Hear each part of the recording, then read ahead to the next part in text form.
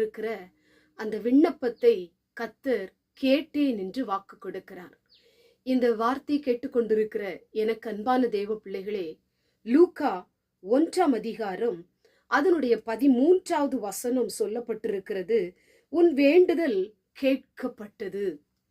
நீங்கள் எதற்காக காத்திருந்து வேண்டுதல் பண்ணினீர்களோ, எதற்காக தேவ சமூகத்திலே அழுது ஜெபித்து கொண்டிருந்தீர்களோ, எந்த காரியம் உங்க வாழ்க்கையிலே நிறைவேற வேண்டும் என்று தேவனிடத்தில் நம்பிக்கையோடு விசுவாசத்தோடு எதிர்பார்த்து கொண்டிருக்கிறீர்களோ, அந்த விண்ணப்பத்தை கர்த்தர் கேட்டார் என்று வேதம் சொல்லப்பட்டிருக்கிறது. நிச்சயமாகவே உங்களுடைய வேண்டுதலை கர்த்தர் நிறைவேற்ற போகிறார். எதற்காக நீங்கள் வேண்டுதல் செய்து கொண்டிருக்கிறீர்களோ, எந்த காரியத்தை முன்வைத்து தேவனுடைய பாதத்திலே அமர்ந்து அனுதினமும் வேண்டுதல் செய்த அந்த ஜபத்தை கர்த்தர் கேட்டேன் என்று சொல்லுகிறார். வேண்டுதல் என்பது ஒரு ஜபம், ஒரு மன்றாட்டு. தேவனிடத்தில் தன் நிலைமைகளை சொல்லுவதுதான் வேண்டுதல். அதை ஆண்டவர் கவனித்து கேட்கிற தகப்பனா இருக்கிறார். ஒருவேளை மனிதன் நம்முடைய விண்ணப்பங்களை வேண்டுதல்களை அலட்சியம் பண்ணலாம். ஆனா தேவனாகிய கர்த்தர் உங்களுடைய வேண்டுதலை அங்கீகரிக்கிற தெய்வம். அவர் நிச்சயமாய் உங்களுக்கு பதில் கொடுக்க போகிறார்.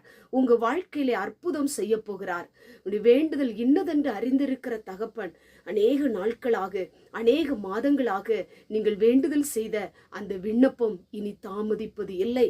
அதை கர்த்தர் இன்றைக்கு இந்த நாளிலும் கூட விசுவாசத்தோடு நம்பிக்கையோடு ஜெபித்து கொண்டிருக்கிற உங்க வாழ்க்கையிலே கர்த்தர் அதை நிறைவேற்ற போகிறார். நீங்கள் இனி அழ வேண்டிய அவசியம் இல்லை. நீங்கள் இனி காத்திருக்க வேண்டிய அவசியம் இல்லை. நீங்கள் இனி சோர்ந்து போக வேண்டிய அவசியம் இல்லை. கர்த்தர் நிறைவேற்ற போகிறார்.